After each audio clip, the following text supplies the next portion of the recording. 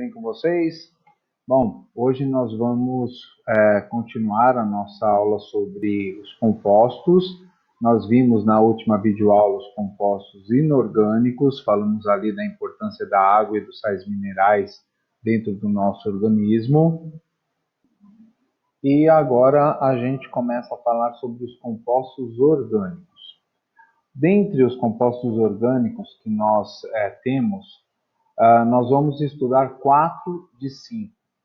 Esse último composto orgânico que nós não vamos estudar, nós vamos falar um pouquinho deles no terceiro ano do ensino médio, porque está mais relacionado com a matéria de terceiro ano e é um composto meio complicadinho para entender, meio chatinho para aprender. Então eu achei melhor deixar passar, né, e vamos trabalhar dentro desses compostos, principalmente em relação aos nutrientes da alimentação e a importância deles dentro do nosso organismo. Bom, para começar a estudar o composto orgânico, nós vamos começar pelo principal, né, um dos principais, tá, gente? Um dos principais. Todos são importantes, mas um dos principais, que são os chamados carboidratos, tá? Então tá aqui, carboidratos. Olha o nome, né? Carbo é porque tem carbono. Lembra que eu falei que um composto orgânico, para ser orgânico, ele precisa ter o C, o carbono, na sua composição molecular. Então, os carboidratos ou hidratos de carbono são compostos orgânicos que, para nós, seres humanos, ele tem uma função muito específica. Eles são fornecedores de energia. Então, a base da nossa alimentação são carboidratos. A principal função dele é gerar energia, função energética, tá? Então, toda vez que nós nos alimentamos de carboidratos, a principal ação que ele vai desenvolver dentro do nosso corpo, no metabolismo, lembra do metabolismo? É a produção de energia. Algumas células do nosso corpo são tão dependentes de carboidrato que algumas delas só usam carboidrato para gerar energia. A produção de energia no meu corpo pode se dar com gordura, pode se dar com proteínas, mas tem célula que só gosta de carboidrato. Por isso que às vezes, quando falta carboidrato, que nós chamamos também de açúcares, né, as células começam a ter problemas. Tudo bem? Bom, esses carboidratos que nós vamos estudar são classificados em 3 grupos principais, dos mais simples dentro da composição molecular até os mais complexos. Os nomes são meio complicadinhos, mas não se preocupem, o importante é você ter contato com eles, conhecer esses nomes e saber do que se trata, tá? Então, nós vamos começar pelos carboidratos mais simples, que são os chamados monossacarídeos. Mono quer dizer o quê? Sacarídeo, açúcar. Então, os monossacarídeos são aqueles formados por uma única molécula, extremamente simples. São tão simples que eles não sofrem a hidrólise. Lembra da função da água? Hidrólise, a água quebra moléculas. Eles são tão pequenos na sua composição molecular que não podem ser quebrados. Então, esses monossacarídeos são a base da construção dos demais carboidratos. E eles são formados de 3 até 7 carbonos. Então, todo monossacarídeo tem que ter ou 3, 4, 5, 6, até 7 carbonos na sua estrutura. E todos eles vêm acompanhados e são sempre acompanhados por um sufixo, que é o finalzinho da palavra, tá? Que é o -ose. Então, lembra que eu falei de ose? Ose também está relacionado à doença, lembra? Mas aqui nós estamos nos referindo a carboidrato, a uma substância química.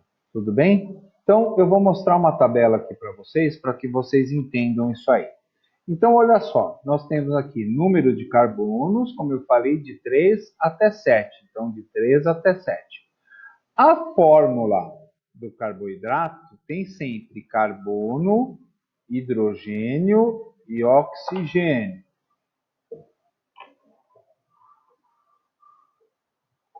Desculpa, gente, está acabando a bateria, tive que botar para carregar.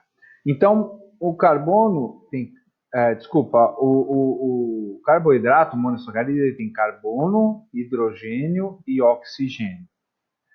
Aqui eu tenho a fórmula deles. Eu já havia mostrado lá para vocês a glicose, que é um carboidrato, e a gente falou sobre ele lá na hora que eu dei o exemplo de composto orgânico. Então, notem aqui, ó, número de carbono, 3. Então, eu tenho que ter quantos carbonos? 3 carbonos.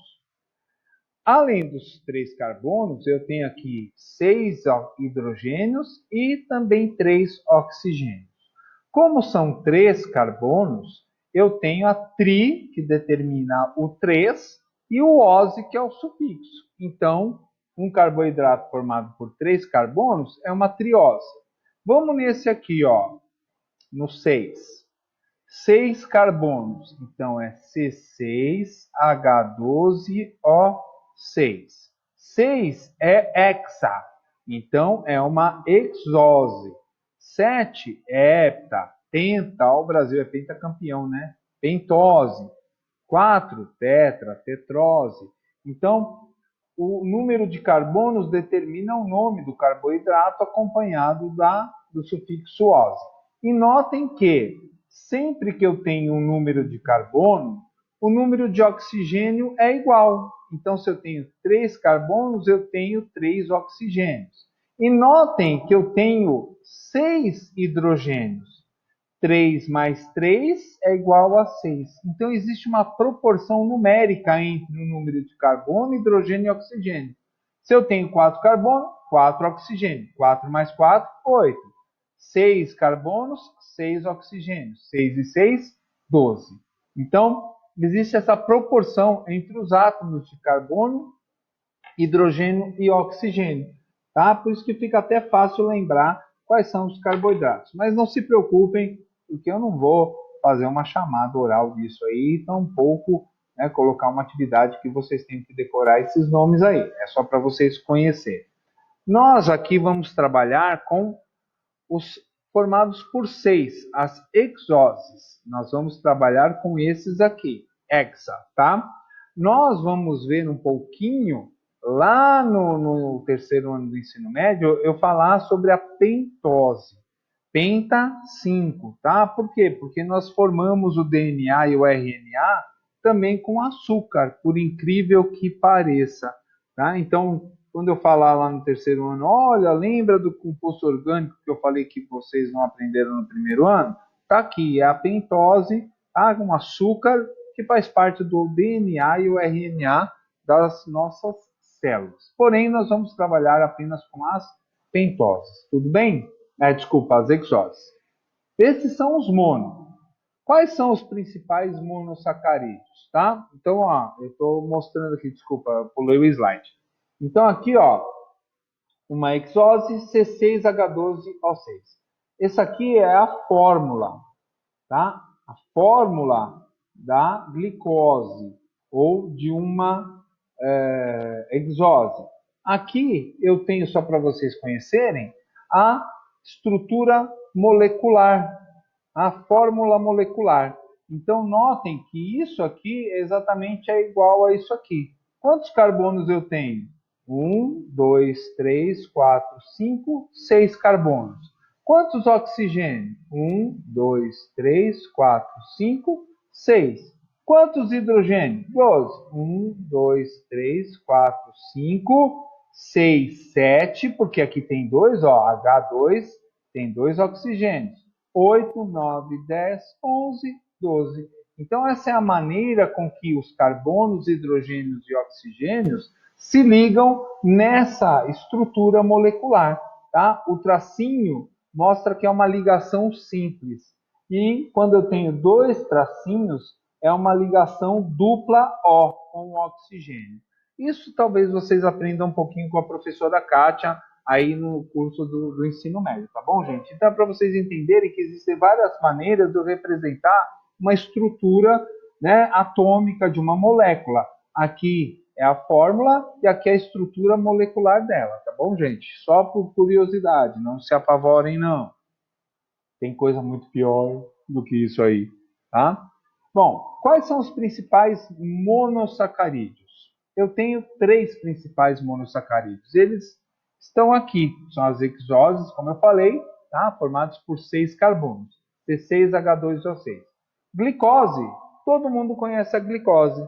A glicose é a base de construção de todo carboidrato. Gente, se é carboidrato, tem glicose na sua composição. Sempre. Tá? Então, a glicose é a base de todo carboidrato. O outro carboidrato monossacarídeo importante é a frutose. Lembra, ó, ose é o sufixo. Frutose, por quê? Porque a frutose encontra onde? Nas frutas, no mel, na cana, na beterraba, na cenoura. Então, a frutose é um dos componentes do açúcar natural que eu encontro na fruta, na cana, na beterraba. Tá? Se eu quiser comprar frutose, eu consigo, porque é um açúcar muito saudável, só que ele é muito caro. Né? Nós comemos a sacarose, que eu já vou falar que é um outro tipo de carboidrato. A frutose é um dos componentes do açúcar e ele é um dos melhores para você adoçar as coisas, só que ele ainda é muito caro porque dá trabalho separar ele da composição de um carboidrato mais complexo, tá? E a galactose. Galac, lembra o quê? Leite. Tanto é que tinha aquele sorvete branquinho chamado Galac, né? Vocês lembram?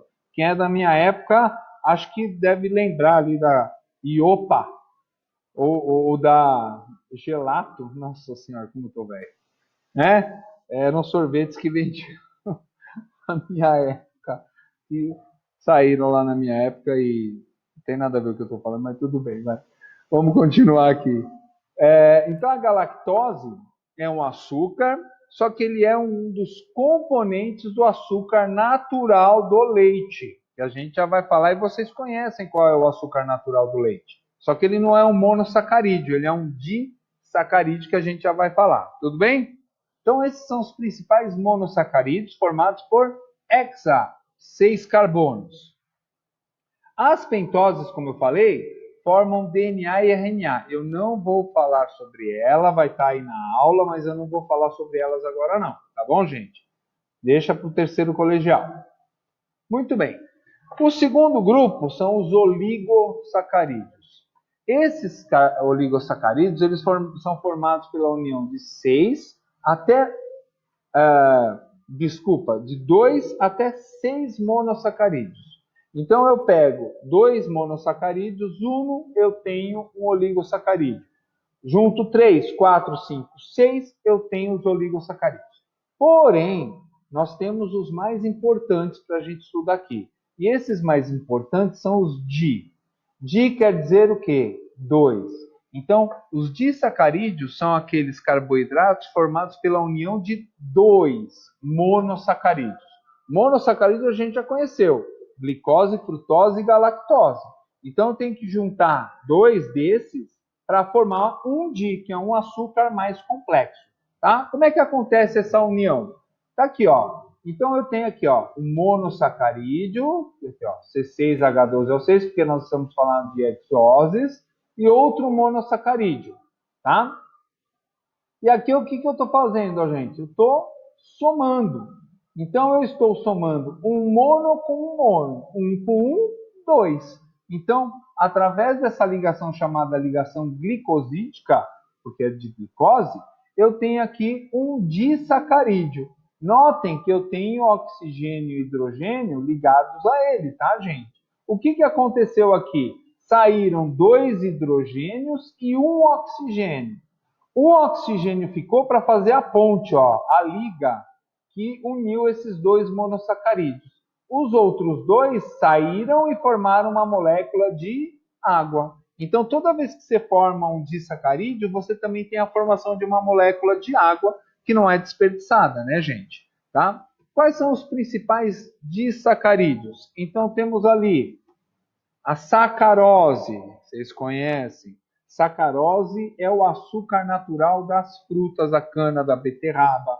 Então, a sacarose é o açúcar que a gente sente quando toma lá um caldo de cana, quando come uma beterraba, quando adoça o nosso café, tá? Com açúcar refinado ou açúcar cristal, não importa, é a sacarose que você está sentindo ali ou comendo uma fruta, tá? Só que a sacarose é um disacarídeo. Para fazer a sacarose, eu precisei unir dois monossacarídeos. Que monossacarídeos eu uni? Está aqui, ó, frutose mais glicose. Então, quando eu junto a frutose mais glicose, eu tenho a sacarose. O outro é a lactose. Lactose é o açúcar natural do leite materno.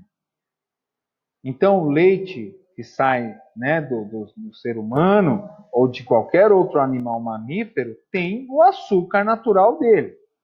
Essa lactose, ele também é formado por dois monossacarídeos. Bom, se eu juntei frutose e glicose, eu junto na lactose a galactose mais a glicose. Então, juntei dois monossacarídeos e tenho agora um disacarídeo. E o último, mais importante, é a maltose. A maltose é um disacarídeo que é obtido através da quebra do amido. O amido a gente já vai falar sobre ele, porque o amido é um polissacarídeo. Poli quer dizer o quê? Muitos. Então, toda vez que eu estou me alimentando de amido, e amido tem em tudo que é lugar, eu quebro essa molécula grande de dois em dois. Então, toda vez que eu como, por exemplo, batata frita, que é rico em amido, eu estou pegando uma molécula gigante, que eu já vou falar dela, e quebrando na mastigação, com a ajuda da água, de dois em dois. Quando eu quebro de dois em dois, o amido se transforma em maltose. E a maltose é formada por duas moléculas de glicose. Glicose mais glicose, eu tenho a maltose. Tudo bem? Esses são os principais disacarídeos e a função deles. O próximo são os poli. Poli quer dizer o quê? Muito, muito, muito, muito, muito, muito. Então significa que os polissacarídeos são formados por muitos monossacarídeos. São moléculas muito grandes, macromoléculas quer dizer moléculas grandes, tá? E o poli é derivado do grego, assim como macro também, tá, gente? Macro grande, micro pequeno. Então, poli quer dizer o quê? Muitos. Por isso que quando você escuta falar assim, nossa, essa pessoa é polivalente, significa que ela faz muitas coisas. Olha, o cara lá é um poliglota. Glota, voz. Então, ele fala muitas línguas, tá? Por isso que o poli ele é usado em várias sentenças aí. Tudo bem, gente? E quais são os principais polissacarídeos? Vamos lá, então. Os principais polissacarídeos. Falei dele já, o amido. O amido é a reserva energética dos vegetais. Se você for pensar aonde tem amido, na batata. A batata é o quê? É um vegetal. A mandioca é um vegetal. O arroz é um vegetal. Então eu encontro amido em cereais como o milho, por exemplo. Por exemplo, nos tubérculos, como a batata. Nas raízes, como a mandioca. Então, como é que essas plantas produzem o amido? Lembra que eu falei para vocês que a planta faz fotossíntese logo na introdução da biologia, quando a gente falou ali dos radicais gregos, blá blá blá? Então, toda vez que a planta está fazendo fotossíntese, ela está produzindo o próprio alimento dela, a própria comida dela. E essa comida, gente, é a glicose. É um processo químico que acontece com a ajuda da luz, com o gás carbônico, e toda a planta vai produzir a comida dela, que é o amido. Tá? Por isso que ela tira os nutrientes do solo, manda ali por uns canais, né, que tem lá o xilema e o floema, parte de botânica, né? A água e sais minerais vão circular por dentro dos tubinhos ali que levam essas substâncias até as células das folhas e ali transforma em uma outra substância mais elaborada, né? Por isso que a gente tem a seiva da planta bruta, que é a água, sais minerais, entre outras coisas, e depois vem a seiva elaborada, que tem o produto dessa fotossíntese. E o produto é a glicose. E aí o que acontece? A planta usa essa glicose para produzir energia, para sobreviver. Mas o que sobra, ou seja, o sal do excedente, ela não joga fora. Então ela transforma numa substância mais complexa para poder guardar nessas áreas que eu falei aí, nas raízes, no próprio caule, nos tubérculos, tal. E aí o que ela faz? Ela junta glicose por glicose numa organela celular que a gente vai conhecer lá para frente, tá? Chamada leucoplasto, e aí junta 1.400 glicoses. Com 1.400 glicoses, eu tenho uma molécula de amido. E aí ela guarda. Eu não sou planta, então eu não produzo amido. O que eu faço? Eu roubo da planta para poder me alimentar e ter essa fonte energética super importante para o nosso corpo. Então, o amido é a reserva energética das plantas. Eu roubo dela para mim. O amido não é a minha reserva energética. Depois que eu como o amido, que eu transformo na reserva energética do ser humano, dos animais, que é quem? O glicogênio. Então, o glicogênio é a reserva energética dos animais. Nós somos animais e nós, então, temos o glicogênio como reserva energética.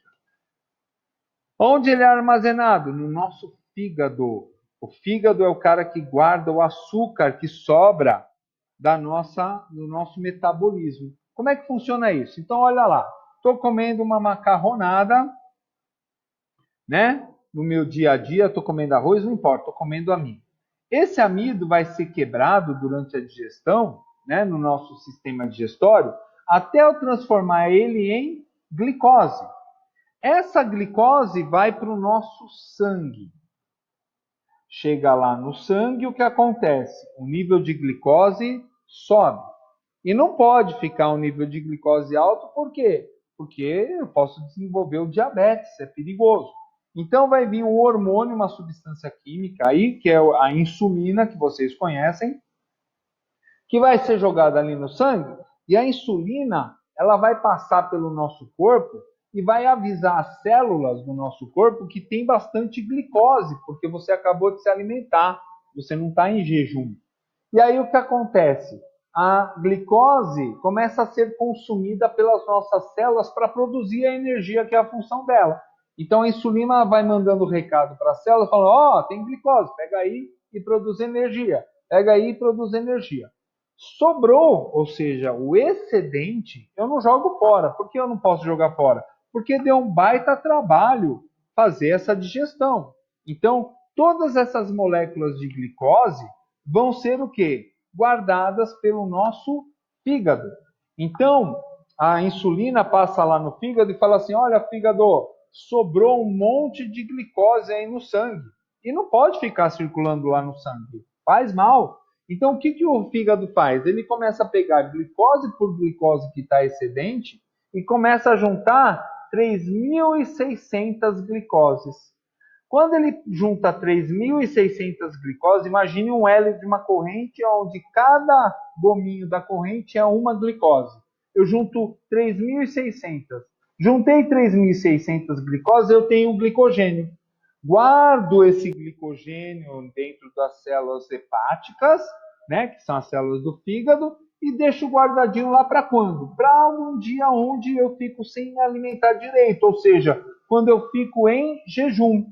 Quando eu fico em jejum, o fígado transforma esse glicogênio em glicose e joga lá para o sangue de novo para você poder ter energia.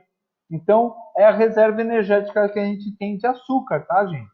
Então, é normal você ver lá uma pessoa que é diabética, quando faz uma dieta muito radical, o nível de açúcar cai tanto que ela chega a passar mal, ela desmaia. Por quê? Porque os neurônios são as células do nosso cérebro, do encéfalo, eles só gostam de glicose. E quando baixa demais a glicose, a pessoa o quê? Desmaia porque os neurônios começam a falhar. Tá? Então, a gente guarda ali o glicogênio no nosso fígado.